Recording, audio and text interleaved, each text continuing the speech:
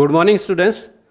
मिजाग academy के e learning platform में आप सभी का स्वागत है। आप देख रहे हैं यूट्यूब चैनल लाइव मिजाग एकेडमी और इसको आप फेसबुक के जो हमारे एक्सपीरियंस है वो भी इसको लाइव स्ट्रीम देख रहे हैं। आज 22 अप्रैल है और बुधवार है और आज समसामयिक घटनाओं का विश्लेषण शुरू करते हैं। सबसे पहले द हिंदू न्यूज़पेपर से, और हिंदू न्यूज़पेपर की कुछ हेडलाइंस है हम आपको दिखाएंगे और उन पे हमने जो प्रश्न बनाए, जो क्वेश्चंस बनाए, वो आपको क्वेश्चंस है, क्वेश्चंस के अंदर आपको समझाएंगे कि किस तरह के जो क्वेश्चंस है वो द हिंदू से बने। इसके अलावा भी जो न्यूज़पेपर्स है, पीआईबी आपका हो गया या इंडियन एक्सप्रेस हो गया, जो इकोनॉमिक टाइम्स है, जो पीटीआई है और योजना, या जहाँ से भी क्वेश्चंस जो हमें ढंग के जो मिल जाते हैं, हम उसी को आपको जो कंसाइज करके आपके समक्ष जो एनालाइज करके प्रस्तुत करते हैं। आइए आज का सबसे जो पहला आपका हिंदू का जो फर्स्ट जो मेन हेडिंग का टॉपिक है, speed of virus infection slows, doubling time rises in 18 states. मतलब 18 स्टेट्स में ये आपका जो डबलिंग टाइम है इसका, वो आपका जरूर बढ़ाया गया है, लेकिन अल्टीमेटली अगर आप देखें तो इसकी स्पीड क्या हुई, कम हुई, स्लोस डाउन हुई है। ये एक खुशी की खबर है, ये एक अच्छी खबर है। थोड़ा ऊपर ले लेते हैं। हाँ, तो Kerala leads with 72 days. Kerala में काफ़ी इम्प्रूवमेंट है और वहाँ बहुत अच्छी स्थिति है। देखिए, 5 states with lower rates have 60% of all cases. 5 states में जो ऑल केसेस है, सारे जो केसेस है उसका जो 60% अगर केस अगर मिलेगा वो सिर्फ 5 स्टेट्स में है। तो कोरोना इंडिया के अंदर इतना ज़्यादा नहीं फैला है। यहाँ ग्रीन जोन्स के अंदर जो है वो डिस्ट्रिक्ट्स है वो काफ़ी ज़्यादा है, और जो रेड जोन्स की जो हॉट स्पॉट्स है, रेड जोन आपको पता है किसको कहा जाता है? रेड जोन वो होता है जिसमें कम से कम 6 अगर पॉजिटिव केस अगर एटलीस्ट पाए जाते हैं तो आप उसको रेड जोन कहेंगे। और इन मिडल में अगर एक भी केस कहीं भी आ गया तो वो मिडल में आएगा। लेकिन ग्रीन जोन वो होता है जिसमें कोई केस नहीं होता है, तो वो आपका ग्रीन जोन कहलाता है। यहाँ देखिए, 15 states and union territories has shown improvement in containing the spread of COVID-19 pandemic with Odisha and Kerala leading the pile. यानी यहाँ दो आपको लीड कर रहे हैं, एक तो आपका है ओडिशा एंड दूसरा है केरला, जिन्होंने बहुत तेज़ी से इम्प्रूवमेंट किया है। अपनी जो कोविड-19 को लेकर के अपनी जो पोजीशन है वो केरला और ओडिशा ने बहुत ही तेज़ी से इम्प्रूव की है। तो केरला जो इन्होंने, ओडिशा ने, दोनों ने बहुत शानदार है वो इम्प्रूवमेंट लाया। Union ministry said on Monday. तो ये एक यूनियन मिनिस्ट्री जो हेल्थ मिनिस्ट्री है उसका एक आकलन है कि सबसे बढ़िया अगर परफॉर्मेंस जो स्टेट्स में देखी जाए तो वो आपका एक ओडिशा और केरला में, ओडिशा एंड केरला की देखी। इसके अलावा these were states with a doubling time indicator of how quickly cases increases. Doubling time का मतलब है कि वहाँ टाइम को, जो लॉकडाउन के पीरियड को डबल कर दिया गया क्योंकि वहाँ केसेस है वो बढ़ रहे हैं, इंक्रीज हो रहे हैं। ठीक है, अब ये एक जैसे कि विश्लेषण जो आपका शो कर रहा है, दिस इज ग्राफिकली एक आपका विश्लेषण है जो नंबर ऑफ केसेस है और ये आपका नंबर ऑफ डेज। ठीक है ना, जिस तरह आपका 2 से 4, 4 से 6 आप जिस तरह डेज पास हुए तो केसेस आपके बढ़े। लेकिन आप देखिए सबसे नीचे बॉटम में आप केरला पा रहे हैं। ठीक है ना, बॉटम में, सबसे नीचे बॉटम में केरला, उससे थोड़ा सा ऊपर आपका कर्नाटका है, और सबसे ज़्यादा अगर टॉप पे केसेस, यानी कि सबसे ज़्यादा केसेस आप इस ग्राफिकली अगर आप देख रहे हैं तो वो है सबसे ज़्यादा महाराष्ट्र में। महाराष्ट्र में देखिए ग्राफिकली आपको सबसे ज़्यादा कोविड-19 के केसेस है वो पाए गए, इसलिए टॉप पे है। और इसके अलावा गुजरात भी इसका साथ दे रहा। गुजरात हाल ही में गुजरात ने महाराष्ट्र को भी क्रॉस किया है, यानी कि गुजरात में अब भी केसेस है वो बढ़े हैं। ठीक है, तो ये केसेस बढ़े हैं, आप ग्राफिकली देखिए। इसके अलावा टेस्ट कंडक्टेड पर मिलियन पीपल, मिलियन का मतलब 10 लाख लोगों पे जो टेस्ट कंडक्ट किए गए अलग अलग स्टेट्स में, उसका भी एक ग्राफिकली रिप्रेजेंट दिया। टेस्ट पर मिलियन को आप समझ लें 10 लाख। इसमें आपका दिल्ली दिया है, महाराष्ट्र दिया, JNK दिया, इसके अलावा आपका राजस्थान दिया है, और तमिलनाडु, कर्नाटका, गुजरात, और लास्ट में आपका जो आंध्र प्रदेश तक देगा। तो ये आपका सबसे ज़्यादा जो टेस्ट, जो अगर मान लिया कि टेस्ट कंडक्ट किया है 10 लाख पर जो टेस्ट हुआ है वो सबसे ज़्यादा, देखिए उसकी लिस्ट में आपका दिल्ली 1 नंबर पे। दिल्ली के अंदर सबसे ज़्यादा टेस्ट हुए, यानी कि लगभग आपका जो टेस्ट हुआ है वो 12 लाख के लगभग, 12.50 लाख के लगभग टेस्ट हो चुके हैं। कोविड-19 जो पॉजिटिव के केसेस के टेस्ट, मतलब टेस्टिंग की जा चुकी है कि उनमें जो कोरोना वायरस है यानी ये कोविड-19 पॉजिटिव है कि नहीं। ये केसेस आपका सबसे ज़्यादा टेस्ट है दिल्ली में हुआ, और सबसे कम जो हुआ वो आपका WB यानी वेस्ट बंगाल में। सबसे कम जो टेस्ट हुए हैं, मतलब जो रोगी भले आए ना आए, लेकिन टेस्टिंग जो हुई है वो सबसे कम वेस्ट बंगाल की। तो ये आपके दो प्रकार के जो ग्राफिकल रिप्रेजेंटेशन है ये, लेकिन इसका और आपको डिटेल है वो हम अपने जो एनालिटिक का टाइप्स हमने इसमें जो क्वेश्चंस ड्रॉ किए वहाँ आपको और डिटेल में आपको जानकारी मिलेगी। अगला टॉपिक देखिए, Mathura folk artist curse virus in bridge भाषा स्प्रेड अवेयरनेस थ्रू म्यूजिक। यहाँ एक जो एक फोक आर्टिस्ट है मथुरा के, मथुरा आप जानते हैं कि मथुरा जहाँ से जो बीजेपी सांसद है, आपको पता है कौन है, ठीक है ना, श्रीमती हेमा मालिनी जो बीजेपी की सांसद है मथुरा से, और मथुरा जहाँ से श्री राम जी का जो टेम्पल है वो बनना शुरू हो रहा है सुप्रीम कोर्ट के आदेश के बाद। ये मथुरा वो आपकी नगरी है मथुरा, सॉरी मथुरा कृष्ण की नगरी है, मथुरा नहीं, वो राम का मंदिर आपका अयोध्या में बन रहा है, सॉरी। हाँ, तो ये मैं कह रहा था कि मथुरा जो फोक आर्टिस्ट है, मथुरा जो आपके फोक आर्टिस्ट जिसको आप लोक कलाकार कह सकते हैं, तो लोक कलाकार ने एक सोशल मीडिया पे आपने अभी सुना होगा कि कोरोना वायरस को लेकर के एक लोक जो गीत है वो काफ़ी वायरल हो रहा है, और वो वायरल हो रहा है वो आपका न्यूज़ का एक हेडलाइन बना है। और वो शख्स जो दो व्यक्ति है, एक पुरुष है एक महिला है, जिनमें पुरुष है आपके लोकेश शर्मा। पुरुष कौन है? पुरुष आपके लोकेश शर्मा है, लोकेश शर्मा, और महिला है आपकी भारती शर्मा। लोकेश शर्मा एंड भारती शर्मा ने इस प्रकार का एक लोकगीत कोरोना वायरस को लेकर के उन्होंने एक कॉन्स्टिट्यूट किया है, एक गीत उन्होंने जो आपका गाया है, और जो गीत आपके समक्ष सोशल मीडिया में आप सुन रहे हैं वो गीत इन्हीं की तरफ से है और बहुत ही पॉपुलर गीत है। और गीत के जो बोल है वो आप सुन लीजिए, देखिए, कोरोना तेरो नाश जाएगो, ठीक है ना। गीत के बोल आपने अगर सोशल मीडिया में सुना होगा तो गीत के बोल है कोरोना तेरो नाश जाएगो, तोकू कोई थोर मिलेगो ना, ठीक है ना, तोकू कोई थोर मिलेगो ना, ये गीत के बोल है, ठीक है, ये आपके गीत के बोल है। और इस प्रकार आपके लोकेश शर्मा और भारती शर्मा, दोनों जो शर्मा जो है इन्होंने काफ़ी ख्याति प्राप्त की है इस सोशल मीडिया पे, ये काफ़ी ट्रेंड कर रहा है। तो आप ये मथुरा से दोनों। अगला टॉपिक देखिए, द हिंदू का एडिटोरियल से जो इम्पोर्टेंट टॉपिक है, सबसे इम्पोर्टेंट है वो आपका साउथ कोरिया के अंदर जो आपका कोविड-19 के दौरान भी इलेक्शन हुए हैं, ठीक है, जो राष्ट्रीय जो चुनाव हुए हैं, और उन इलेक्शंस के अंदर एक पार्टी जो डेमोक्रेटिक पार्टी है, तो वो पार्टी आपकी जीती है। टोटल वहाँ 300 सीट्स है असेंबली की, जो आपकी टोटल वहाँ की जो नेशनल असेंबली की जो सीट है NA national assembly, total 300 seat है, और 300 सीट में से 163 सीट है वो आपका एक पार्टी जीती है, वो है democratic party DP democratic party. ये देखिए, साउथ कोरियन रूलिंग पार्टी अभी जो रूल कर रही है वही पार्टी वापस दोबारा जीती है, ठीक है। और प्रेसिडेंट मून है वो वापस, इसीलिए मून राइजिंग, जैसे कि टॉपिक ये कर रहा है मून राइजिंग, जो मून आपके हैं वो वापस सत्ता में वापस आ गए, मून जय-इन, ठीक है ना, जिनका नाम है आपका मून जय-इन, ठीक है ना। ये जय-इन है या जय-इन कहिए आप, ठीक है, जिस रूप में आप याद रख सकते हैं। तो मून जो है वापस सत्ता में आ गए, जो आपके एग्जिस्ट भी वही कर रहे थे, एग्जिस्टिंग वही आपके जो प्रेसिडेंट थे। तो कोरिया के जो प्रेसिडेंट है साउथ कोरिया के, ठीक है ना, कोरिया यहाँ दो है, ध्यान रखना, एक नॉर्थ कोरिया एक साउथ कोरिया। साउथ कोरिया में हाल ही में जो चुनाव हुए, और जो आपके जो मून की जो पार्टी है डेमोक्रेटिक पार्टी, वो पार्टी आपका चुनाव जीती है, और बहुमत उस पार्टी को मिला है। आउट ऑफ 300 उसने 163 सीट जीती, तो बहुमत के लिए 151 सीटें चाहिए। तो ये आपका मून का फिर वापस राइज हुआ। एक कहावत जो कह सकते हैं कि मून का मतलब आप समझ रहे हैं सन एंड मून, तो मून वापस राइज हुआ है, मून फिर आपका उदय हुआ है, ठीक है, मून का फिर टाइम आया, यानी कि वो प्रेसिडेंट फिर चुने गए हैं। तो ये आपका हो गया मून राइजिंग का टॉपिक, जो एडिटोरियल के से पेज नंबर 6 से है। आगे एक और जो कांग्रेस पार्टी ने क्या बनाया कि एक ग्रुप बनाया, Congress consultative group, CC group. और CC ग्रुप जो कंसल्टेटिव ग्रुप है, इसका हेड बनाया former prime minister Manmohan Singh, MM Singh.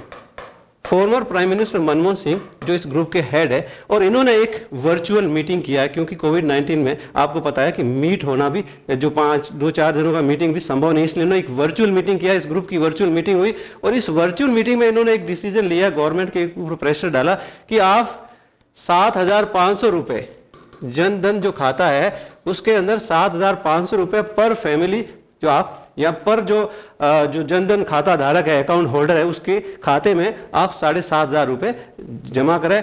ये पैसा आप एक तो जनधन खाता है उस बेनिफिशियरी के खाते में डालें, ये पैसा जो पेंशन जिसको पेंशन मिल रही है उसको भी इतना दिया जाए। इसके अलावा इन्होंने और भी कहा है कि जो पीएम किसान स्कीम है और जिसके अंदर जो आप जैसे मान लें 6,000 रुपये सालाना दे रहे हैं उसको भी 7,500 किया। तो ये अपनी तरफ से एक रिकमेंडेशन टाइप की एक आपकी सिफारिशी एक जो डिसीजन है, और कांग्रेस पार्टी का कांग्रेस कंसल्टेटिव ग्रुप जिसके हेड किया इसको फॉर्मर पीएम आपके मनमोहन सिंह ने की। ठीक है, तो ये आपका जो न्यूज़पेपर्स की सम हेडलाइंस थी, और हालांकि काफ़ी और भी काफ़ी टॉपिक है जहाँ से आपके क्वेश्चंस बन सकते हैं और हमने बनाए भी हैं। वो क्वेश्चंस अभी आपके समक्ष आप देखिए। पहला प्रश्न आपका है, हाल ही में गोदावरी नदी घाटी क्षेत्र में निवास करने वाली आदिवासी आबादी के बीच कोविड-19 परीक्षण करने के लिए किस सरकार को निर्देश देने के लिए सर्वोच्च न्यायालय यानी सुप्रीम कोर्ट में एक रिट पिटीशन दायर की गई है। एक रिट याचिका, एक आप कह सकते हैं रिट क्या है, एक याचिका है, वो दायर की गई है सुप्रीम कोर्ट में कि वो इस जो आपका जो गोदावरी जो रिवर वैली प्रोजेक्ट है, गोदावरी नदी आपका जो घाटी परियोजना है, उस परियोजना में जो मान लिया वर्कर्स जो लिफ्ट जो काम कर रहे हैं, वो वर्कर्स इस कोविड-19 को लेकर उनमें कोई अवेयरनेस नहीं है, उनका किसी प्रकार का कोई टेस्टिंग नहीं, और प्रशासन उसको नजरअंदाज कर रहा है। और ऐसा मैटर है, एक याचिका सुप्रीम कोर्ट में लगी कि वो पर्टिकुलर उस गवर्नमेंट को ऑर्डर करे कि वो इस प्रकार का परीक्षण भी करवाए और सभी प्रकारों के जो काम करने वाले जो लोग हैं, जो मजदूर क्लास है, उसका सारों का टेस्ट कराए। और जो लोग बाहर से आ रहे हैं, जो बिहार से आ रहे हैं, जो छत्तीसगढ़ से आ रहे हैं, जो इस प्रोजेक्ट में काम करने के लिए काफ़ी लोग जो मजदूर क्लास जो आ रही है, उनका कोविड-19 जो टेस्ट है वो होना चाहिए। अदरवाइज ये एक प्रकार से बहुत बड़ी एक डेंजर हो सकती है, एक बहुत बड़ा खतरा हो सकता है इस प्रकार के समुदाय के लिए। तो ये एक रिट याचिका एक मजबूरन किसी जो शख्स को सुप्रीम कोर्ट में दायर करनी पड़ी, क्योंकि ये गवर्नमेंट जो वहाँ की स्टेट की गवर्नमेंट है वो इस तरह से कोई अपना एक्शन या कोई काम है वो नहीं कर रही थी, और कोविड-19 का लेकर के किसी प्रकार का वहाँ कोई ऐसा काम है वो नहीं देखा गया। दैट्स वाई कि ये एक रिट याचिका लगी है। अब वो गवर्नमेंट पहचानी है कि कौन सी स्टेट गवर्नमेंट है, तमिलनाडु है, आंध्र प्रदेश है, तेलंगाना है या महाराष्ट्र है। तो ये जैसे कि मैंने आपको कॉमन सेंस के लिए बता दूं कि जो गोदावरी नदी जो घाटी परियोजना है, ठीक है ना, तो गोदावरी नदी वैसे तो हम जानते हैं कि जो आपके महाराष्ट्र से शुरू होती है, ठीक है, महाराष्ट्र से शुरू होने के बाद में फिर ये आंध्रा, तेलंगाना, छत्तीसगढ़ और ओडिशा, और ये आपका यहाँ तो 5 स्टेट के अंदर ये फ्लो होने वाली रिवर है, ठीक है, गोदावरी रिवर, गोदावरी नदी। तो इसके ऊपर जो आपका ये जो प्रोजेक्ट बन रहा है, ये आपका जो पोलावरम जो आपका डैम है, ये प्रोजेक्ट जो बन रहा है वो उस क्षेत्र आपका है आंध्र प्रदेश का। इसका मतलब डेफिनेटली कि आपका ऑप्शन कौन सा होगा इसके अंदर, ऑप्शन आपका आंध्र प्रदेश होगा, क्योंकि आंध्र प्रदेश की गवर्नमेंट ही इससे संबंधित है, आंध्र प्रदेश की गवर्नमेंट ही इससे संबंधित है। और आंध्रा के जो आपके गवर्नमेंट को एक सुप्रीम कोर्ट एक इंस्ट्रक्शन दे, ऐसी एक याचिका लगाई गई है। हाँ, तो एक जो स्टैटिक टेक अवे में आप मतलब इससे जो लिंक्ड कुछ सम मोर जो इन्फो आपको मैं इसमें जो गोदावरी रिवर जो वैली प्रोजेक्ट है उसके बारे में देखिए। तो सबसे पहले तो यह कि ये रिट पिटीशन है वो किसने दायर की, उस शख्स का नाम भी आपको याद रखना चाहिए कि रिट पिटीशन है सुप्रीम कोर्ट में जो लगी है। तो ये सुप्रीम कोर्ट में रिट पिटीशन लगी, ये कौन लगा रहा है, यहाँ ये जो शख्स है जिनका क्या नाम है, ठीक है। दूसरा ये जो आपका जो रिवर वैली प्रोजेक्ट है, इससे जो कौन कौन फायदा किस किस को मिल सकता है, देखिए आपका जो 4 स्टेट है, आंध्र प्रदेश, तेलंगाना, उड़ीसा और छत्तीसगढ़, यानी कि ये जो रिवर है वो इस 4 प्रकार के स्टेट को जो फायदा पहुंचाती है।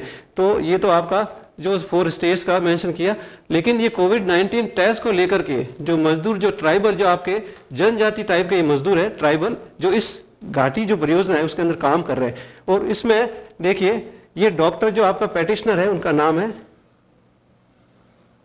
डॉक्टर पेंटापति पूला राव, डॉक्टर पेंटापति पूला राव। ये वो शख्स है जिसने सुप्रीम कोर्ट में एक PIL जिसको आप कह सकते हैं जनहित याचिका लगाई है। क्या लगाई है? PIL। एक याचिका है, एक जनहित में याचिका है। कोविड-19 से कल लोग, ये जो आपका जो ट्राइबल्स है, जो बेचारे जनजाति के लोग, इसमें एक कम्युनिटी स्टेज तक ये बीमारी फैल सकती है। और गवर्नमेंट ऑफ जो आंध्र प्रदेश है, उन्होंने ऐसा कोई एक्शन नहीं लिया। उन्होंने अपनी तरफ से पहले वहाँ खूब प्रयास किया। जो अथॉरिटीज जिनका इनसे कंसर्न है कोविड-19 को लेकर के, जो वहाँ मालिक जिनकी जिम्मेदारी है, उन जिम्मेदारों को भी इन्होंने बताया, पेटिशन में बताया कि हमने उनको भी खूब हाईलाइट किया इस मैटर को, जो मीडिया के जरिए हाईलाइट किया, जो भी हमारे पास मीन्स थे। लेकिन गवर्नमेंट ऑफ आंध्र प्रदेश ने कोई एक्शन नहीं लिया। गवर्नमेंट ऑफ आंध्र प्रदेश ने इसका एक्शन नहीं लिया, एंड दैट्स वाई हमने ये PIL के रूप में एक सुप्रीम कोर्ट में एक दरवाजा सुप्रीम कोर्ट का खटखटाया कि वो आंध्र प्रदेश की सरकार को डायरेक्ट करे इस बारे में। तो ये जो प्रोजेक्ट है वो आपका पोलावरम इरिगेशन प्रोजेक्ट के नाम से है। पोलावरम डैम बन रहा है, ठीक है ना। कैसा बन रहा है? एक पोलावरम डैम है, और इस डैम पे ये काम करने वाले मजदूर है जिनका कोविड-19 को लेकर के किसी भी प्रकार का कोई टेस्ट है वो नहीं हो रहा है। सो पेटिशनर ने ये एक गोदावरी रिवर वैली प्रोजेक्ट में जो काम करने वाले लोग, ये देखिए, ये प्रोजेक्ट का आपका एक सीन है, आपको एक पिक दिख रहा है कि प्रोजेक्ट इस तरह चल रहा है। और इस प्रोजेक्ट में जो लाखों जो मजदूर है, जो बिहार से लेकर के, झारखंड से लेकर के छत्तीसगढ़, अलग अलग विभिन्न, जो मध्य प्रदेश है, आज सराउंडिंग जितने भी डिस्ट्रिक्ट्स है वहां से, और ट्राइबल है, ये जो आपकी जितने भी जो आपकी जनजाति के लोग हैं, ये वो है अनपढ़ लोग है बेचारे, और इनको कोविड-19 और इसकी जानकारी से, इसके बारे में कोई जानकारी नहीं है, और ये काम अभी भी चल रहा है। और ये वो आपका सीन है, यहाँ ये प्रोजेक्ट है जिसको आपका, इसका लेआउट आप देख रहे हैं। सो ये आपका पोलावरम डैम का सीन है। पोलावरम कौन सा डैम है? ये पोलावरम डैम है, और ये बन रहा है AP यानी आंध्र प्रदेश में पोलावरम डैम है।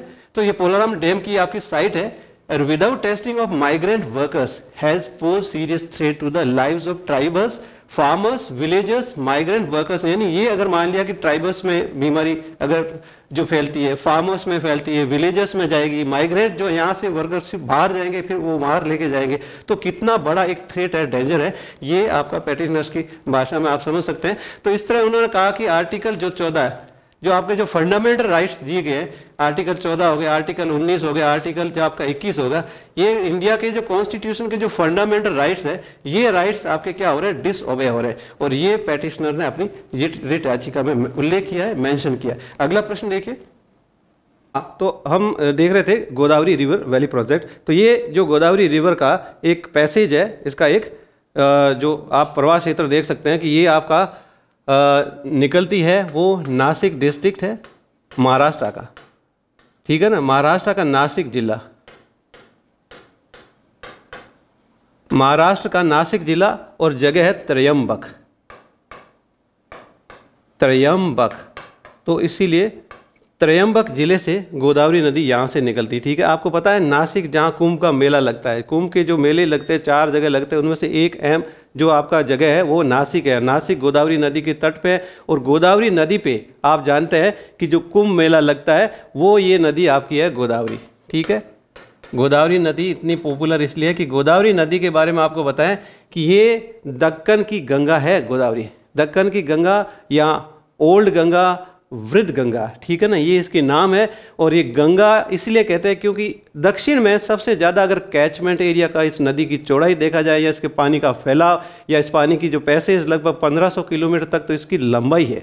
1500 किलोमीटर ये लंबाई कवर करती है। इसके अलावा फैलाव, इसकी चौड़ाई भी बहुत है। लेकिन ये ज़रूर है कि गंगा और सिंधु नदी के बनिस्पत ये तीसरा नंबर इसका लगता है। तो इंडिया की 3rd लार्जेस्ट रिवर है आपकी, और वो है गोदावरी। इंडिया की 3rd लार्जेस्ट रिवर है और गोदावरी है। त्रयंबक जो आपके नासिक जिले के अंदर त्रयंबक नामक स्थान से ये आपकी वहाँ से आपकी ओरिजिनेट होती है, वहाँ से ये उत्पन्न होती है। ये त्रयंबक आप उधर अरब सागर से देखा जाए तो लगभग 80-85 किलोमीटर के आसपास ये उतना दूर है। यानी अरब सागर के 80-85 किलोमीटर कोई लंबा दूर निकली, वहाँ से चल करके और फिर देखो बे ऑफ बंगाल तक जाती है और वहाँ जाके गिरती है, ठीक है ना। बे ऑफ बंगाल जहाँ राजमुंदरी नामक जो स्थान है जहाँ पे ये डेल्टा बनाती है, यहाँ देखिए ये राजमुंदरी आपकी जगह दे रखी है। तो राजमुंदरी जगह पे देखो ये बे ऑफ बंगाल भी दे रखा है। तो बे ऑफ बंगाल के अंदर ये वहाँ राजमुंदरी में जाके एक डेल्टा बनाती है। इस प्रकार ये एक बहुत ही साउथ की एक जो लाइफ लाइन कह सकते हैं, एक जो दक्कन की जो एक महान नदी है, और गोदावरी रिवर इसकी जो कई सहायक नदियाँ हैं, जैसे कि पूर्णा सहायक नदी यहाँ से पहले सबसे पहले इसको ज्वाइन करती है, और वो आपकी पूर्णा नदी। सबसे पहले जो नदी आपकी इसको ज्वाइन कर रही है वो आपकी कौन सी है? पूर्णा नदी। पूर्णा नदी के बाद एक मंजीरा नदी और आती है जो आपका दक्षिण भाग से इसको ज्वाइन करती है। उत्तरी भाग में पूर्णा नदी ज्वाइन करती है, और इस वाले पॉइंट पे मंजीरा नदी आपको जो है वो गोदावरी नदी को ज्वाइन करती है। मंजीरा नदी के बाद दक्षिण से एक और नदी है, और मान्यार, ठीक है ना? कौन सी नदी है? मान्यार नदी है। और मान्यार नदी आपकी ये आपके फिर यहाँ दक्षिण से ज्वाइन करती है। पहले मान्यार नदी ज्वाइन करती है, और उत्तर से देखिए एक वर्धा नामक नदी और आती है। वर्धा जो रिवर है ये 2 ब्रांचों में होती है, लेकिन उसके बाद एक होके, और ये वर्धा नदी उससे पहले एक और नदी का जो संगम होता है इसका, वो है वैनगंगा। तो वैनगंगा जो नदी आपने नाम सुना होगा, तो वैनगंगा नदी ये वर्धा नदी से पहले, गोदावरी नदी से मिलने से पहले वर्धा नदी से यहाँ मिल जाती है। तो ये आपकी वैनगंगा नदी और वर्धा नदी उत्तरी भाग में से दोनों आती है, और उत्तरी भाग में से आने के बाद ये पहले मिलती है, उसके बाद फिर एक गोदावरी नदी की एक सहायक नदी बनती है, दोनों मिलके। फिर एक और नदी है इंद्रावती। ये भी एक आप याद रखिए गोदावरी नदी की एक ट्रिब्यूटरी है, एक सहायक नदी है इंद्रावती। और इंद्रावती भी ये नदी आपकी देखिए, इंद्रावती भी नदी आपकी यहाँ से निकलती है और वापस गोदावरी में इस पॉइंट पे आके मिलती है। इंद्रावती नदी के अलावा एक और नदी है वो आपकी सबरी नदी है, वो भी उत्तरी भाग से आके मिलती है। तो ये जो सारी है वो गंगा नदी की ट्रिब्यूटरीज है, ठीक है ना? तो ट्रिब्यूटरीज जो साउथ से सिर्फ 2 ट्रिब्यूटरीज आपकी है, मंजीरा और मान्यार। साउथ से सिर्फ 2 है, बाकी सारी उत्तरी भाग से नदियाँ, इसकी सहायक नदियाँ जो है वो बनती है, ठीक है ना? साउथ से सिर्फ 2 है, और बाकी पूर्णा होगी, वर्धा होगी, आपका जो वैनगंगा होगी, इंद्रावती और शबरी, ये जो रिवर्स है ये सारी उत्तरी भाग से आके इस नदी की एक सहायक नदी के रूप में आपका ज्वाइन करती है। और ये सबसे अंतिम भाग इसका जो है वो राजमुंदरी के अंदर आपका जो डेल्टा बनाती है, और वहाँ आपकी समुद्र में बे ऑफ बंगाल की खाड़ी में गिर जाती है। तो ये एक जो आपका गोदावरी रिवर को लेकर के एक ब्रीफ है। तो Godavari is the India second longest river, India की सेकंड लॉन्गेस्ट मानी जाती है आफ्टर गंगा, ठीक है ना? गंगा के बाद अगर लॉन्गेस्ट रिवर अगर है तो वो है आपकी, और वो है गोदावरी नदी है, सेकंड लार्जेस्ट। अब इसका सोर्स आप जानते हैं त्र्यंबकेश्वर नारसिंह में। It forms largest reverse basin India सब कॉन्टिनेंट, यानी पेनिनसुलर जो इंडिया है हमारा जो प्रायद्वीपीय भाग है, और उस भाग में सबसे बड़ा अगर लार्जेस्ट रिवर बेसिन है तो वो आपका इसी जो गोदावरी नदी का है। और इस with only the Ganga and Indus reverse having a larger drainage basin. देखो ड्रेनेज बेसिन के हिसाब से इन्होंने ये कह दिया कि सिंधु नदी और गंगा नदी के बाद अगर तीसरा स्थान अगर है तो वो आपकी गोदावरी नदी का है। इसीलिए इसको क्या कहा जाता है? वृद्ध गंगा कहा जाता है। ये एक वृद्ध गंगा भी कहलाती है, वृद्ध गंगा। इस पर जो एक डैम है आपका वो है राम सागर जो डैम है वो आपका इस नदी पर है, राम सागर। और फिर देखिए इसके बारे में कि ये इरिगेशन, एक तो जो इरिगेशन की जो समझ सकते हैं आप, इसकी जो एक तो पावर इलेक्ट्रिसिटी का इसका मैसेज जो भी प्रोजेक्ट्स इसके ऊपर बने होते हैं तो एक तो इरिगेशन को लेकर के बनते हैं, एक आपकी जो ऊर्जा यानी पावर्स के लिए बनते हैं। तो इसका जो मेन इरिगेशन रिक्वायरमेंट को ये फुलफिल करती है। और इरिगेशन जो है वो होता है निज़ामाबाद, आदिलाबाद, वारंगल एंड करीमनगर, आंध्र प्रदेश की ये 4 बड़े जो डिस्ट्रिक्ट है जहाँ इरिगेशन, इस जो रिवर से इरिगेशन का जो काम है, इरिगेशन टाइप की जो रिक्वायरमेंट है वो आपकी फुलफिल होती है। अगला प्रश्न देखिए, नेक्स्ट प्रश्न क्या है? नेक्स्ट प्रश्न आपका है कि how many control rooms have been set up under the chief labour commissioner on pan India basis due to issues of worker arising in the backdrop of कोविड-19। कोविड-19 के बैकड्रॉप में उत्पन्न होने वाले श्रमिकों के मुद्दों के कारण पैन इंडिया ने हाल ही में जो आपके पैन इंडिया के अंदर मुख्य श्रम आयुक्त को ये उसने मुख्य श्रम आयुक्त ने क्या किया कि जो आपके कंट्रोल रूम्स इस तरह के जो बनाए गए हैं, सो ऐसे कंट्रोल रूम हैं आपके कितने बनाए गए? How many control rooms have been set up. तो ये कंट्रोल रूम आपके कितने बने हैं? टोटल कंट्रोल रूम है आपके 20 बनाए गए हैं। और जो ministry of labour and employment, जिसको MOLE कह सकते हैं, मिनिस्ट्री ऑफ लेबर एम्प्लॉयमेंट, इनके तहत जो आपके लेबर, जो मुख्य लेबर कमिश्नर है, जो श्रम आयुक्त, मुख्य श्रम आयुक्त, और उन श्रम आयुक्त ने ऐसे आपके टोटल 20 जो आपके कंट्रोल रूम सेट किए गए और ऑल ओवर इंडिया में टोटल 20 कंट्रोल रूम सेट किए गए, और वो आपका जो बैकड्रॉप आपका कोविड-19 का है, और इसी को लेकर के मजदूरों, जो आपके जो वर्कर्स है, तो वर्कर्स में ये जागरूकता लाने या वर्कर्स पे एक प्रकार का किसी तरह से नियंत्रण करने के लिए, ताकि वो किसी तरह से कोविड-19 के शिकार अगर हो जाते हैं तो क्या करना चाहिए और होने से पहले क्या होना चाहिए। तो ये जैसे गवर्नमेंट सेटअप किया, देखिए 20 कंट्रोल रूम्स आपके दे रखे, ठीक है, to address wage related issue. देखो वर्कर्स के कई इश्यूज हो सकते हैं, जैसे कोविड-19 के दौरान जो इनके जो इश्यूज, जो मुद्दे हैं, उसमें सबसे बड़ा मुद्दा है वो है वेज का, क्योंकि सबसे जरूरी है कि उनकी सैलरी या उनको जो पैसा, उनकी जो मजदूरी है वो किस रूप में मिलेगी, ठीक है। उसके बाद फिर उनका जो इसेंशियल जो राशन वगैरह ये एक सामान का हुआ। तो वर्कर्स प्लाइट, यानी वर्कर्स के जितने इश्यूज है वो इस कंट्रोल रूम के जरिए वो कंट्रोल होंगे, वो आपके नियंत्रित किए जाएंगे। The ministry of labour and employ, आपके अभी जो मंत्रालय है वो किसके अंडर में है? संतोष गंगवार के अंडर में है। तो 20 आपके कंट्रोल रूम्स है जो कंट्री के, जो पूरा पैन इंडिया में आपके ये सेट हुए हैं, और ये आपके वेज रिलेटेड ग्रीवेंसेज जो है एक तो उसको दूर करेंगे, and mitigate problems face by migrant workers. जो वर्कर्स मान लिया एक जगह से दूसरी जगह माइग्रेट होते हैं, जो आपके जो शिफ्ट होते हैं जो वर्कर्स, एक तो उनको लिया, एक तो आपने कह दिया कि भाई वेज से यानी आपकी मेहनताना, आपकी मजदूरी से संबंधित जो इश्यू, जो समस्या होगी उसका निराकरण इसके जरिए किया जाएगा।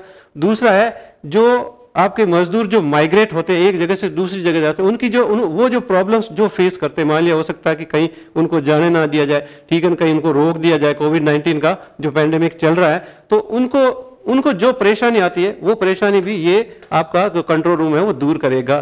तो ये जो एक कारण है कि इसको कंट्रोल रूम को एस्टेब्लिश क्यों किया गया और किस वजह से इसका एस्टेब्लिश करने की वजह क्या है।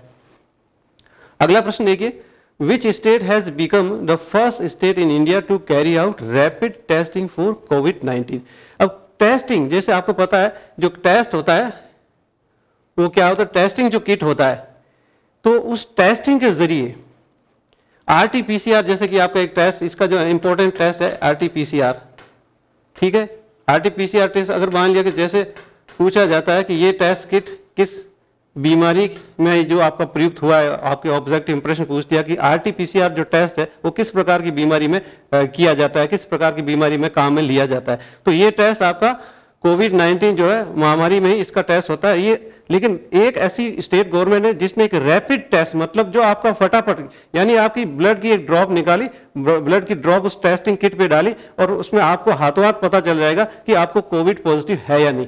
हाँ, अब ये कितना ऑथेंटिक है ये चीजें हालांकि एक सेकेंडरी चीज है, लेकिन जरूर ये है कि प्राइमा फेसी अगर ये चीज पता चल जाए कि आपका कोविड-19 से आप प्रभावित नहीं है, आप संक्रमित नहीं है, एक ऐसा रैपिड टेस्ट, एक हाथों हाथ टेस्ट जिसके जरिए किया जा सकता है। हालांकि ट्रीटमेंट उसका जारी रहेगा, लेकिन अगर पॉजिटिव जो मान लिया उसमें अगर वो किसी लास्ट स्टेज पे हो या मिडिल स्टेज में हो तो उसमें पता लग जाता है। तो रैपिड टेस्ट जो आपका जो टेस्टिंग है वो स्टार्ट किया यूपी ने, बिहार ने, राजस्थान ने या केरला ने। तो ये आपका राजस्थान गवर्नमेंट ने रैपिड टेस्टिंग जो है वो स्टार्ट किया है राजस्थान का।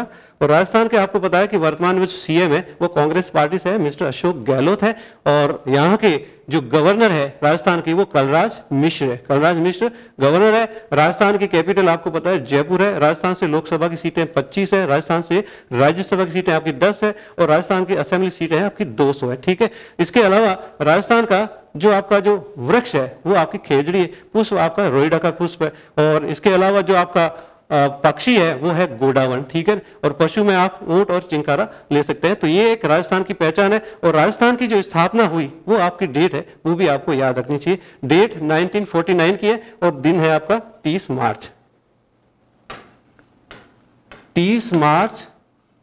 1949। 1949 30 मार्च राजस्थान का एक स्थापना दिवस के रूप में मनाया जाता है हर साल, और 30 मार्च और 1949 को राजस्थान की एक स्थापना हुई। तो ये राजस्थान से संबंधित आपकी जान। राजस्थान का एक चीज मैं और भूल गया कि राजस्थान का जो स्पोर्ट्स है, यानी कि जो खेल है, राज्य का जो खेल है वो है बास्केटबॉल। वो खेल क्या है? बास्केटबॉल। जैसे कि हमने आपको यहाँ पिक में भी वो सारी चीजें दिखा रखी। देखिए ये आपका जो नृत्य है राजस्थान का, जो लोक नृत्य आपका है, और लोक नृत्य के अलावा आपकी ये आपका खेजड़ी का पिक है, खेजड़ी के अलावा ये आपकी बास्केटबॉल होगी और ये गोडाउन की पिक है, ये गोडाउन की पिक है, ठीक है ना। हाँ, तो स्टूडेंट्स अगला प्रश्न देखिए, minister of health and family welfare participate in the video conference of health minister of G20 countries. देखिए G20 कंट्रीज का इससे पहले भी आपका जो एक वर्चुअल कॉन्फ्रेंस हुआ, उस वर्चुअल कॉन्फ्रेंस में हमारे देश के जो राष्ट्राध्यक्ष है उन्होंने भाग लिया, हमारे जो फॉरेन मिनिस्टर उन्होंने भाग लिया, उसके अलावा हमारे देश की जो सेंट्रल बैंक है, जैसे आप रिजर्व बैंक ऑफ इंडिया, केंद्रीय बैंक, केंद्रीय जो रिजर्व बैंक है, तो उनके भी जो गवर्नर्स हैं उन्होंने उस मीट में जो हिस्सा लिया, एक जो वीडियो कॉन्फ्रेंसिंग के जरिए मीट हुआ। अभी हाल ही में जो मीट हुआ है वो health ministers of G20 countries, G20 देशों के जो आपके स्वास्थ्य मंत्री है उनकी ये एक मीट हुई और इसमें आपके स्वास्थ्य मंत्री किसने भाग लिया? डॉक्टर हर्षवर्धन ने। डॉक्टर हर्षवर्धन ने इस प्रकार की मीट में हिस्सा लिया। तो आप G20, आपको पता है कि G20 जिसके वर्तमान में जो समिट जो होना था वो सऊदी अरेबिया में होना था। इसका मतलब इसके जो अध्यक्ष होंगे वो सऊदी अरेबिया के प्रिंस है, और प्रिंस कौन है? सलमान बिन अब्दुल अजीज़ अल सऊद नाम है, सलमान बिन अब्दुल अजीज़ अल सऊद। ये आपके वर्तमान में इस G20 समिट है, G20 के आपके जो ग्रुप के हैं वर्तमान में चेयरमैन है जो सऊदी अरेबिया से है। ये जो ग्रुप है इसका ओरिजिनेशन हुआ, यानी ये जो ग्रुप बना है वो 1999 में बना। एक आप तो ये सत्र याद रखिए, ग्रुप को बनाने में सबसे ज़्यादा अगर योगदान किसी का माना जाता है तो वो है G7 countries. G7 countries developed countries का एक ग्रुप है, लेकिन G20 जो ग्रुप है वो बहुत डेवलपिंग कंट्रीज़ का भी है और डेवलप्ड कंट्रीज यानी विकसित और विकासशील दोनों प्रकार के देश इसमें शामिल है। और कुल मिला के इसमें 19+1 है। ये जो आपके जो मेंबर्स है G20 के 19+1, इसका मतलब ये हुआ कि ये 1 कौन है? ये 1 है आपका EU। EU का मतलब यूरोपियन यूनियन। यूरोपियन यूनियन आपको पता है कि जिसका मुख्यालय ब्रसेल्स, जो बेल्जियम की राजधानी ब्रसेल्स में उसका मुख्यालय और उसकी करेंसी है यूरो। और हाल ही में आपको पता है कि जो ब्रिटेन है वो ब्रेक्जिट से बाहर हो गया, यानी जो यूरोपियन जो यूनियन है उससे वो आउट हो गए, ठीक है। तो 1993 में आपका जो यूनियन बना उसके अंदर उन्होंने मेंबरशिप ली, लेकिन जो रेफरेंडम हाल ही में हुआ, और ये एक सब्जेक्ट थोड़ा साइड में ले जाए इसलिए मैं ज़्यादा इसमें डिटेल में नहीं जाऊँगा। तो आप यूरोपियन यूनियन प्लस 19 कंट्रीज मिलके एक G20 देश जो बना 1999 में, इसका जो ओरिजिनेशन हुआ, और ओरिजिनेशन में सबसे बड़ा योगदान है वो G7 कंट्रीज़ का है। इसके वर्तमान में जो प्रिंस, जो सऊदी अरेबिया के प्रिंस है वो इसके अध्यक्ष है। और इसके अलावा देखिए कि आप जो इसमें 2008 तक तो सिर्फ जो हेड ऑफ स्टेट ही इसमें कॉन्फ्रेंस में भाग ले सकते थे, लेकिन इसके बाद देखो ये कई टाइप अलग अलग जो कॉन्फ्रेंस होने लगी। गवर्नर जो सेंट्रल जो बैंक्स के गवर्नर्स की कॉन्फ्रेंस होने लगी, जो आपके हेल्थ मिनिस्टर की कॉन्फ्रेंसेस होने लगी। इसके अलावा जो आपके जिस स्टेट के फॉरेन मिनिस्टर की कॉन्फ्रेंस इससे हो सकती है, और जो राष्ट्रीय अध्यक्ष की तो होती है। तो ये आपका G20 जो जिस पे अभी हाल ही में जो समिट हुआ, और ये समिट जो होने की वजह से जैसे हेल्थ मिनिस्टर अगर पार्टिसिपेट किया तो उसमें एक मुद्दा है वो कोविड-19 का, इस पेंडेमिक, इस महामारी का ही मुद्दा रहा है। और इसी को लेकर के उन्होंने जो कई देशों को एक गाइडलाइंस दी है कि जो ऋण है, जो मान लिया कि बड़े बड़े जो बैंकों ने विभिन्न देशों को ऋण दिए हैं, डेवलपिंग कंट्रीज़ को ऋण दिए, उसको कुछ समय के लिए सस्पेंड रखा जाए। ये इन्होंने एक डिक्लेरेशन जरूर यहाँ से पास किया था। अगला प्रश्न देखिए, इंडियन इंस्टीट्यूट ऑफ एस्ट्रोफिजिक्स यानी तारा भौतिकी, तारा भौतिकी का एक जो भारतीय तारा भौतिकी संस्थान है, इसका पूरा नाम क्या है? भारतीय तारा भौतिकी संस्थान। इसका मुख्यालय कहाँ है?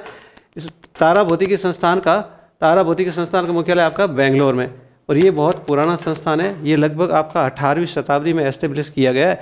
तो तारा भौतिकी संस्थान आपका, इसका मुख्यालय बेंगलोर में है। और तारा भौतिकी ने, अभी ये चर्चा में क्यों है, इंडियन इंस्टीट्यूट तारा जो फिजिक्स है, रिसर्चर्स ने यहाँ क्या एक डिस्कवर किया है, सैकड़ों ऐसे तारे जो खोज निकाले हैं, जिनमें जो कौन सा एक जो आपका धातु है, आपका एक जो मेटल है, जैसे कि आपका लिथियम है या हीलियम है या बेरिलियम या नियोन है, यानी कोई भी एक केमिकल जो एलिमेंट है, ठीक है ना, एक ऐसा तत्व जो इसमें ऐसे इन तारों में जो बड़े बड़े जीएंट स्टार्स है, लेकिन वो रिच किसी एक एलिमेंट में रिच ऐसे पाए गए, और सैकड़ों ऐसे स्टार्स पाए गए वहाँ के जो वैज्ञानिकों ने या रिसर्चर ने। तो वो आपके क्या तारे जो लिथियम वाले तारे हैं, हीलियम के हैं, बेरिलियम के हैं या नियोन के, वो तारे जो बड़े बड़े तारे इन्होंने खोज निकाले वो किस प्रकार के हैं। तो इसमें आपका ऑप्शन क्या होगा, बाकी सब गलत हो जाएगा और लिथियम है आपका ऑप्शन सही होगा। लिथियम के ये बड़े जिएंट स्टार्स जो वैज्ञानिकों ने, जो आपके रिसर्चर्स हैं आपके IIM के, इसका आप शॉर्ट में क्या बोलोगे इसको, IIM के जो रिसर्चर्स हैं, हाँ, तो IIM जो आपको पता है कि लिथियम रिच जिएंट स्टार से इन्होंने खोज निकाले। इसका जो मुख्यालय हमने बता दिया बेंगलोर में, और ये 18वीं शताब्दी का मतलब 1786 में इसको एस्टेब्लिश किया गया। बेंगलुरु में इसका मुख्यालय 1786। वर्तमान इसके जो डायरेक्टर है वो आपका कौन है, अन्नपूर्णी सुब्रमण्यम। अन्नपूर्णी सुब्रमण्यम ये इनके वर्तमान में डायरेक्टर है IIM के।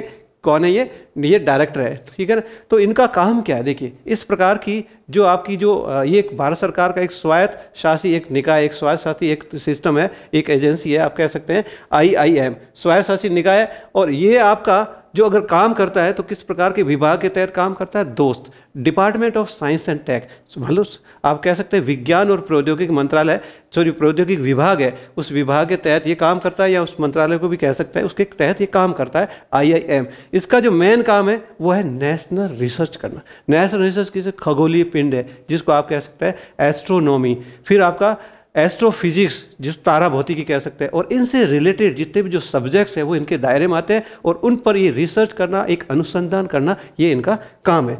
अगला देखो प्रश्न क्या कह रहा है, which organisation created team mask force. देखिए ये एक ऐसा ऑर्गेनाइजेशन जिसने एक टीम मास्क फोर्स नाम से एक वीडियो अपलोड किया है।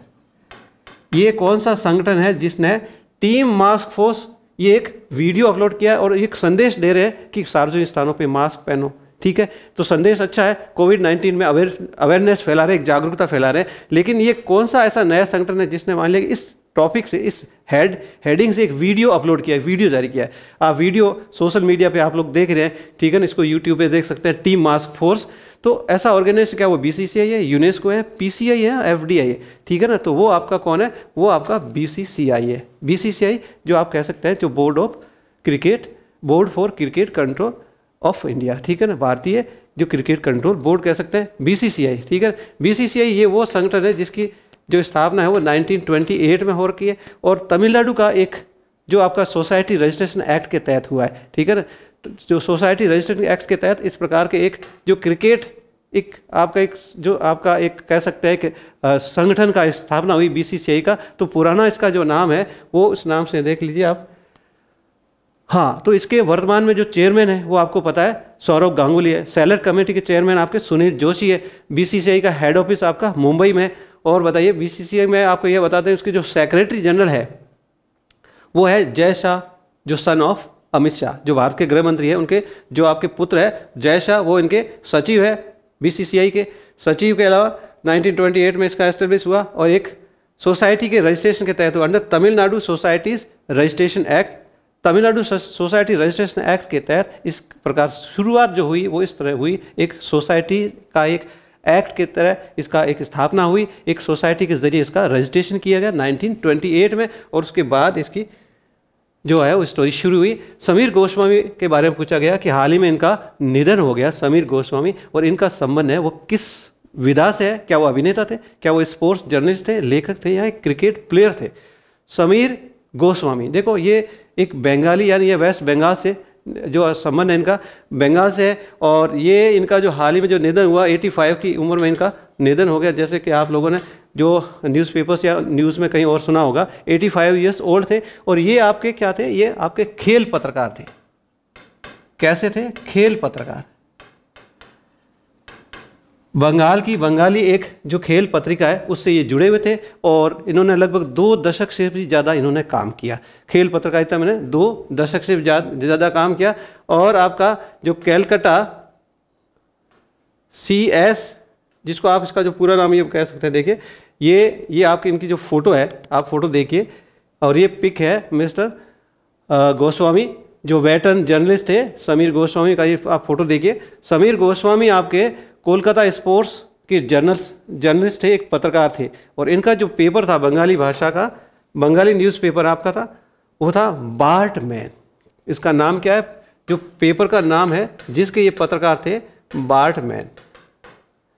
तो बार्टमैन के ये पत्रकार थे, खेल पत्रकार थे। इस प्रकार की पत्रिका के जो खेल पत्रकार थे, उस पत्रिका का नाम है बंगाली न्यूज़पेपर है और वह बार्टमैन। ये रिप्रेजेंट करते थे, देखो CSJC को रिप्रेजेंट करते, जैसे मैं बता रहा था CSJC है, ये क्लब है आपका। CSJC क्या है? क्लब है, कैलकाटा स्पोर्ट्स जर्नलिस्ट का ये क्लब है और उस क्लब को ये रिप्रेजेंट करते थे। क्लब के ये मैनेजर भी रह चुके थे। तो ये आपका एक, हाँ जी, अगला प्रश्न है कि which ministry has decided to divide the districts into colour zones on the basis of absolute number of cases of कोविड-19। यानी देखो अभी हाल ही में हम लोगों ने सुना कि कलर जोन है वो पूरे देश को कलर जोन में बांट दिया गया। 3 प्रकार के कलर जोन बने, एक हॉट स्पॉट्स के लिए, एक नॉन हॉट स्पॉट्स के लिए और एक आपका जहां बिल्कुल केसेस नहीं है उनके लिए। ठीक है, तो 3 जोन जो बनाए गए। लेकिन ये कौन सा मंत्रालय का काम है? क्या वो विज्ञान मंत्रालय का काम है? क्या वो आपका गृह मंत्रालय का काम है? क्या वो रक्षा मंत्रालय का काम है या स्वास्थ्य मंत्रालय का काम है? तो आपको डेफिनेटली पता है कि वो स्वास्थ्य मंत्रालय का काम है। तो बाकी के आपके ऑप्शन गलत है और डी ऑप्शन आपका सही होगा, स्वास्थ्य मंत्रालय का काम है। स्वास्थ्य मंत्रालय में देखिए, तो गवर्नमेंट ऑफ इंडिया ने डिसाइड किया कि पूरे इंडिया के अंदर जितने भी जो डिस्ट्रिक्ट्स है उन डिस्ट्रिक्ट्स को 3 प्रकार के कलर जोन में बांट दिया जाए। 3 प्रकार के कलर कौन से हैं? एक आपका हो गया रेड, ठीक है, दूसरा आपका ऑरेंज हो गया, रेड, ऑरेंज एंड ग्रीन। 3 प्रकार के कलर जोन्स में पूरे देश की जो डिस्ट्रिक्ट जिले इनको बांट दिया जाए। ठीक है ना। रेड में किन को शामिल किया गया? हॉट स्पॉट्स जिसमें 6 या 6 से ज्यादा अगर कोरोना पॉजिटिव पाए जाते हैं वो कहलाते हैं हॉट स्पॉट्स। दूसरा है आपका ऑरेंज, जिसको आप नॉन हॉट स्पॉट कह सकते हैं। 6 से कम आपके अगर केस आते हैं तो वो आपके हो गए नॉन, लेकिन केसेस जरूर आने चाहिए, कम से कम एक केस भी आएगा तो वो नॉन हॉट स्पॉट कहलाएगा। तो दूसरे कैटेगरी का केस आपका नॉन हॉट स्पॉट हो गया। और तीसरा है ग्रीन जोन। ग्रीन जोन जिसके अंदर एक भी केस अगर नहीं आता है तो वो आपका ग्रीन जोन होगा। अच्छा, इसके अलावा भी अगर मान लीजिए कि केसेस मान लीजिए कहीं भी, जैसे एक बार जिसको ग्रीन जोन घोषित कर दिया लेकिन केसेस अगर आ भी जाते हैं तो भी वो किसी भी प्रकार से इन कैटेगरी में वो आ सकता है। तो ये आपका जो इसका जो अनाउंसमेंट किया वो आपके जो लव अग्रवाल है, जॉइंट सेक्रेटरी है जो स्वास्थ्य मंत्रालय के, लव अग्रवाल, उन्होंने इस प्रकार का डिक्लेरेशन किया। डिक्लेरेशन आपका हुआ 15 अप्रैल को हुआ। 14 अप्रैल को आपको पता है कि 14 अप्रैल को जो पहला जो लॉकडाउन पीरियड है वो खत्म हुआ। ठीक है, उसके बाद दूसरा लॉकडाउन पीरियड स्टार्ट हुआ और उसकी लास्ट डेट आपकी 3 मई है। ठीक है, तो ये डेट्स भी याद रखिए। ठीक है, कि पहला लॉकडाउन कब शुरू हुआ, दूसरा लॉकडाउन कब शुरू हुआ। अब एक चीज ये भी याद रखिए, गोवा एक वो स्टेट बन गया जो कोरोना से फ्री स्टेट हो गया। कोरोना फ्री भारत का पहला स्टेट है और वो है आपका, कौन है? वो है आपका गोवा। तो गोवा आपका जो सबसे पहले जो कोविड-19 से फ्री होने वाला स्टेट है और ये भी प्रश्न है आपका पूछा जा सकता है कोविड-19 को लेकर। ठीक है ना, तो सबसे पहला स्टेट गोवा हो गया। अब यहाँ देखिए गवर्नमेंट ऑफ जो इंडिया ने क्या किया कि 3 प्रकार के सारे डिस्ट्रिक्ट को 3 जोन्स में डिवाइड कर दिए। तो 3 जोन्स आपने देख लिया। इसका उद्देश्य क्या था? तो उद्देश्य ये है कि एक तो जो मान लिया कि जहां केसेस बिल्कुल नहीं है वहां इकोनॉमिक एक्टिविटी है बंद क्यों रखें, वहां जो आर्थिक क्रियाकलाप है वो नहीं रुकना चाहिए, अर्थव्यवस्था है वो ठप नहीं होनी चाहिए। इसलिए भारत सरकार ने राज्यों और केंद्र शासित प्रदेशों सभी को आदेश दिया कि हम इस 3 प्रकार की कैटेगरी में ये चीजें डिवाइड करेंगे ताकि आपको काम करने की सहूलियत मिले, आपको काम करने में ईजी महसूस करें। ठीक है, तो ये आपने जो डेट देखा। अब इसमें जो आपको नंबर ऑफ डिस्ट्रिक्ट्स में देख लेते हैं कि टोटल 207 डिस्ट्रिक्ट्स आपकी पहली कैटेगरी में, जो रेड जोन में 207 आगे, 117 है, 170 था आपके रेड जोन में, 207 आपके बीच वाले जोन यानी कि ऑरेंज में, और टोटल जो 359 यानी कि 350 के लगभग है वो आपके ग्रीन जोन्स के, यानी कि ग्रीन जोन 359 का मतलब लगभग 360 के लगभग ऐसे जिले हैं जो आपके ग्रीन जोन्स में आपके आते हैं। किस में आते हैं? ये आपके ग्रीन जोन्स में आते हैं। हाँ जी, तो अगला प्रश्न देखिए।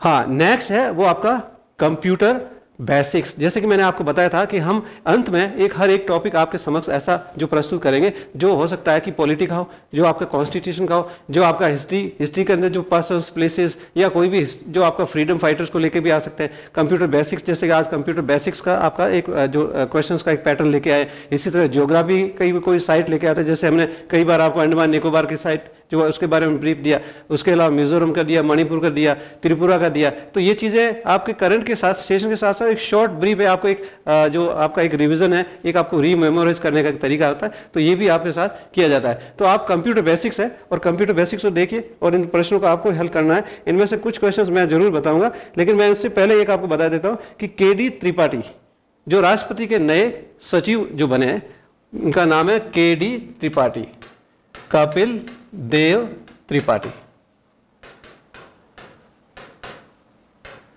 कपिल देव त्रिपाठी को राष्ट्रपति का सचिव बनाया गया, कपिल देव त्रिपाठी। कपिल देव त्रिपाठी जो 2018 में, जून 2018 में सेवानिवृत्त हो चुके थे, ठीक है। कपिल देव त्रिपाठी आपके जो नॉर्थ ईस्टर्न स्टेट से, ये एक उस कैडर से बिलोंग करते थे, एक IAS अधिकारी थे नॉर्थ ईस्ट के। नॉर्थ ईस्ट में एग्जैक्टली अगर आप जानना चाहें तो मैं बता दें 1980 बैच के retired IAS officer Assam Meghalaya cadre के। कौन से कैडर के थे? आसाम मेघालय कैडर के थे, आसाम मेघालय, आसाम मेघालय कैडर के थे और 1980 बैच के थे, 1980 बैच के IAS अधिकारी थे 1980 बैच के। और हाल ही में जो जून 2018 में ये क्या हो गया, जून 2018 में मिस्टर त्रिपाठी है वो रिटायर हो गए। लेकिन इन्होंने जिनकी जगह ली है वो आपको ध्यान होना चाहिए, इन्होंने संजय कोठारी की जगह ली है। संजय कोठारी जो यहाँ से जो हट गए हैं उनका नाम है संजय कोठारी। तो संजय कोठारी की जगह इनको जो राष्ट्रपति प्रेसिडेंट रामनाथ कोविंद, तो रामनाथ कोविंद के इनको क्या बनाया गया, इनको आपका जो सेक्रेटरी यानी कि सचिव बनाया गया है। तो ये सचिव बने। इससे पहले अगर जिस समय ये रिटायर हुए थे तो ये mister Tripathi who retired as the secretary in the ministry of petroleum and natural gas, ministry of petroleum and natural gas, ministry of petroleum and natural gas यानी MOPN के सेक्रेटरी के रूप में लास्ट जब ये रिटायर हुए थे तो उस समय इनका जो मंत्रालय था इनके पास, जो जहाँ के सचिव थे वो था MOPN, P for petroleum and N for natural gas, ठीक है ना। तो MOPN या MOPNG भी कह सकते हैं, नेचुरल गैस का पूरा नाम ले सकते हैं MOPNG। तो PNG आपका उसके मंत्रालय के सेक्रेटरी थे लास्ट समय। तो ये एक आपको शॉर्ट जानकारी देना जरूरी। इसके अलावा अब आप देखिए कि कंप्यूटर बेसिक्स में फेसबुक का मैं बता देता हूँ कि इसका जो संस्थापक है वो आपका मार्क जुकरबर्ग है। इसके अलावा दूसरा, जैसे आप देखते हैं कि देश की पहली वो भाषा जिसके अंदर कीबोर्ड, आपकी क्षेत्रीय भाषा में कीबोर्ड बना है, वो हमारी देश की तमिल भाषा है। तमिल भाषा में हमने कीबोर्ड है वो बना लिया। और इसके अलावा देखिए सबसे पहले इंटरनेट का प्रयोग कब हुआ, विश्व की सबसे पहली महिला प्रोग्रामर यानी कोडर कौन थी, गूगल के संस्थापक कौन थे। इसके अलावा आप कुछ क्वेश्चन देखो, भारत में खोजा गया जो पहला कंप्यूटर वायरस है वो सी ब्रेन है, ठीक है, सी ब्रेन ये कंप्यूटर वायरस, ठीक है। तो 3 क्वेश्चन मैंने बता दी, आपको 4 क्वेश्चन आपको करना है। एक, गूगल के संस्थापक कौन है, दूसरे, विश्व की पहली कोडर यानी आपकी जो कंप्यूटर प्रोग्रामर है वो कौन थी, और कंप्यूटर के पहले आर्किटेक्चर का विकास है वो किसने किया। और इसके अलावा आपको लास्ट खोजना है इंटरनेट का सबसे पहले प्रयोग है वो किस देश में किया गया। ये मैं आपको कल के एपिसोड में आपको वापस इसका आंसर दूंगा। ये कंप्यूटर बेसिक्स है। कुछ क्वेश्चंस जैसे मैंने करके दिखाए वैसे 4 क्वेश्चंस आपको करके दिखाने। आप अपने जो YouTube चैनल पे आप कमेंट करिए, आप जो फेसबुक में जो भी इस शो को देख रहे हैं वो आप कमेंट करिए और अपना जवाब है कमेंट में लिखिए कि आप इन प्रश्नों के जवाब हो क्या, किस रूप में देख रहे हैं, क्या जवाब है आपका। आप जवाब जरूर दीजिए। और जो हमारे जो फेसबुक जो आपके जो फॉलोअर्स है या जो यूट्यूब के सब्सक्राइबर्स है उनसे हम यही कहना चाहते हैं कि मैक्सिमम आप जब भी इस प्लेटफॉर्म पे आते हैं तो लाइक जरूर है, लाइक ना भूलें। आते ही आप पहले लाइक करिए और एक बेल आइकन जिसने भी नहीं बनाया तो बेल आइकन डेफिनेटली दबाइए, क्योंकि बेल आइकन के बगैर आपको फर्दर जो नेक्स्ट आपकी जो करंट की क्लास कब है, लाइव सेशन कब है, आपको उसका टाइम का पता नहीं रहेगा, ठीक है ना। तो ये हो सकता है कि हमारी लाइव क्लास में कभी 5 या 10 मिनट जो फ्लक्चुएशन रहे, हम एग्जैक्टली मान लें किसी भी टाइम पे आते हैं, लेकिन फिर भी अगर फ्लक्चुएशन रहता है तो नोटिफिकेशन आपका काम आएगा। तो उस नोटिफिकेशन को आप नोटिफिकेशन के लिए आपके लिए जरूरी है कि आप बेल आइकन को दबाएं और मैक्सिमम शेयर करिए, अपने साथियों पे बताइए कि करंट अफेयर्स का सेशन मिजाक एकेडमी के यूट्यूब लाइव चैनल्स पे आपको अवेलेबल है, फ्री ऑफ कॉस्ट अवेलेबल है। और आपको एक अच्छी तैयारी के साथ हमारी टीम है एक बहुत बढ़िया एक एनालिसिस प्रस्तुत करती है, जिसमें आपका द हिंदू न्यूज़पेपर का एनालिसिस है, इंडियन एक्सप्रेस का है, इकोनॉमिक टाइम्स का है, उसके अलावा PIB योजना और समथिंग लाइक और जो आपके न्यूज़ के जो सोर्सेज है जहाँ से हम क्वेश्चंस जो आपके लिए निकाल के और आपके समक्ष जो प्रस्तुत करते हैं। क्वेश्चंस में आपकी कोई कमी नहीं हुई। एक IAS एस्पिरेंट्स भी हमारे क्वेश्चंस के जरिए अपनी तैयारी कर सकता है, एक स्टेट PCS का बंदा तैयारी कर सकता है। इसके अलावा जो भी एग्जाम्स है जो आपको लगता है कि बैंकिंग का हो, रेलवेज का हो, या इसके अलावा आपके जो SSCs के एग्जाम्स होते हैं या इंश्योरेंस के एग्जाम या स्टेट के जो लोकल गवर्नमेंट के एग्जाम्स होते हैं, सभी एग्जाम्स के अंदर आपको पता है करंट अफेयर्स एक मस्ट एक बहुत ही एसेंशियल सब्जेक्ट है और वहां से बहुत सारे प्रश्न पूछे जा सकते हैं। तो हर रोज हमारे इस चैनल से आपको सुबह सुबह आपको कम से कम 10 से 12 या 15 क्वेश्चंस तक आपको रूबरू होना पड़ता है। आपके नॉलेज में क्वेश्चंस आपके डाले जाते हैं, वो सारे सब्जेक्ट सारे सेक्टर से होते हैं, चाहे वो साइंस का सेक्टर हो, चाहे वो आपका जो पॉलिटी का हो, चाहे इंटरनेशनल रिलेशंस का हो, चाहे वो आपका आर्ट एंड कल्चर का हो, हिस्ट्री का हो, किसी सभी रिलेशन सभी प्रकार की जो फील्ड्स को हम टच करते हैं, और सभी फील्ड्स को टच करते हुए आपके लिए एक बढ़िया प्रिपेयर्ड एक बहुत ही अच्छा जो तैयार किया हुआ एक मटेरियल आपके समक्ष हम रोजाना जो प्रस्तुत करते हैं, तो आपको डेफिनेटली इसका फायदा होगा, नो डाउट। आप और अपने जो साथियों को जो आपके साथ प्रिपरेशन करते हैं, your colleagues, you guide them and join Mijak academy platform of YouTube channel and Facebook followers, become Facebook followers. और इसके अलावा मैं आपको कोविड-19 के बारे में थोड़ी जानकारी देना चाहता हूं कि आप सतर्क रहें, सावधान रहें और घर के अंदर रहें और मैक्सिमम अपनी तैयारी ऑनलाइन करें। धन्यवाद, नमस्कार।